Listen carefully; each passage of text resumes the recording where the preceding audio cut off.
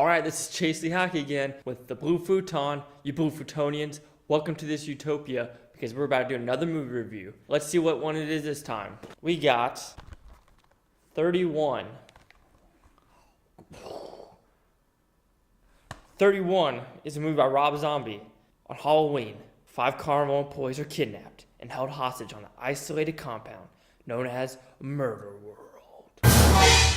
They are thrown into a sadistic game called 31, where they must survive 12 hours against a gang of maniacs dressed like clowns. However, the clowns aren't the only ones they need to worry about. A grand scheme of sadistic rituals and much more. Sadistic plot awakens. Alright, so I'll be watching 31.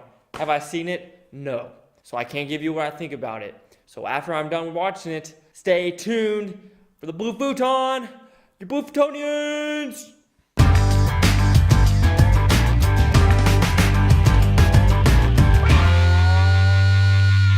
Alright everyone, just got done watching 31 by Rob Zombie, and what can I say? It's a Rob Zombie film. Have you seen House of a Thousand Corpses? Halloween 1 or Halloween 2 are The Devil's Rejects. If you've seen those movies and you like some of them, then you'll probably like 31. But also, do you like small people? That sounds weird, but do you like small people that speak Spanish that are Nazis and wear Easter Bunny heads? If that is your kind of fetish, then you're gonna love this movie. I mean, just buy it right now. So, what are we getting ourselves into now? Rob Zombie, you know people are gonna die. You know there's gonna be nudity. You know there's gonna be gore. It is a mix of Hostel, Texas Chainsaw Massacre, and a little bit of Battle Royale, and a little sprinkle sauce of The Purge.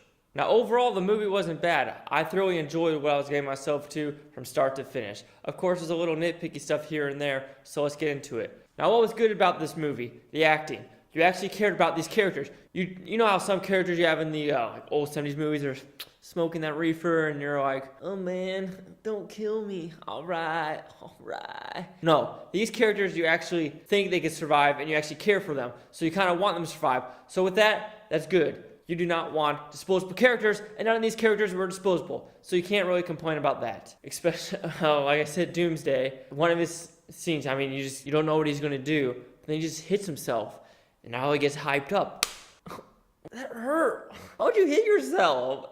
That hurts. I'm crying, actually. Sound, of course, when you have Rob Zombie, if you actually hear him and hear his music, he sounds completely different. But this movie, he doesn't use any of his music. He uses Aerosmith and everything else, which is a positive. Dialogue, so you have that witty dialogue that's like, oh, that's pretty catchy and gross at the same time. But then you just have some that are just like, okay, that's just kind of weird.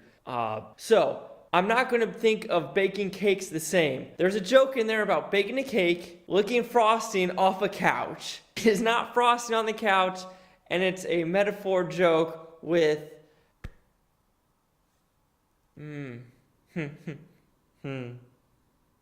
Fun fact alert! Did you know 31 was titled 31 because apparently on Halloween of every year, that's when the most people go missing. So that's why the title was called 31. Rob Zombie's on Halloween before. Huh.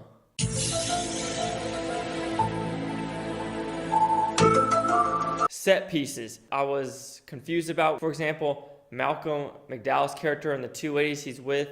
They're always in these like I don't know what year it is, 1700 judges outfits with the big curly white hair. So I was confused why they're doing that. But there's one what they called the Wet Kitty. And the reason I'm doing this, if you see the movie, the Wet Kitty, the direction. Problem is sometimes he does a little freeze frames or he does a slide down, which can work with some like these elevator scenes. But other than that, some of it is just slow-mo, like...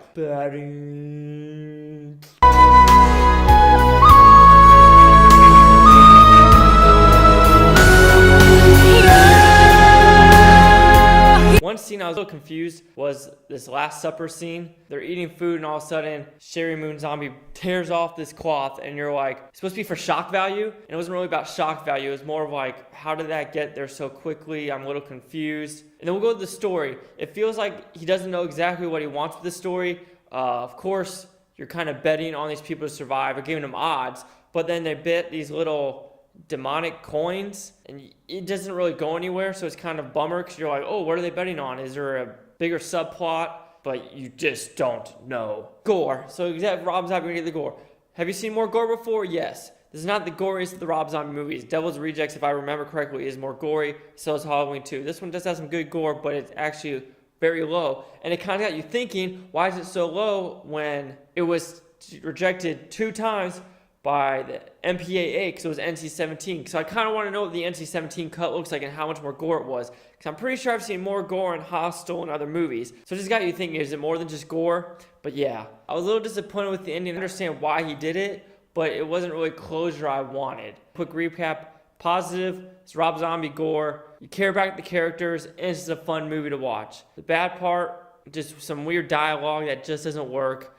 Some editing choices I wouldn't do, but I would give 31 by Rob Zombie a 3 out of 5 futons. This is a 60%. Let's see what the critics and Rotten Tomato gave it. Oh, okay. Tomato meter is the critics gave it 50%, and the audience score gave it a 34%. The critic consensus is 31 delivers the high energy gore Rob Zombie fans have come to expect, but the lack of fresh ideas and likable characters mean only the already converted need apply.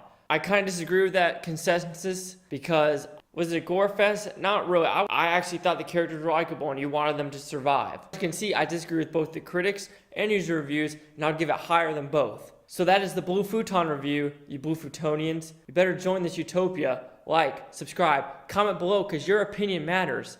Let me know what you think, and I will talk to you one-on-one, but maybe not. All right, let's try it again. No, that hurts. Catch you again. Peace out. That hurt.